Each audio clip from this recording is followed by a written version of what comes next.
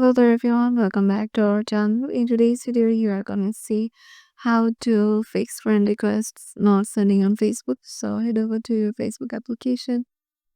Once you are there, make sure you have logged in into your desired account and then head over to the three lines icon.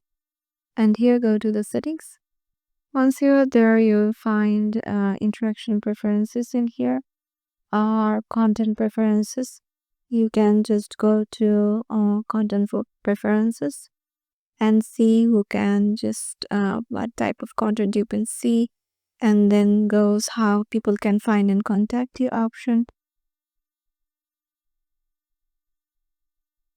And in here, check who can send you friend requests and make sure it is linked to a viewer, and who can send you a friend list, or how can people find you with the email address or phone number.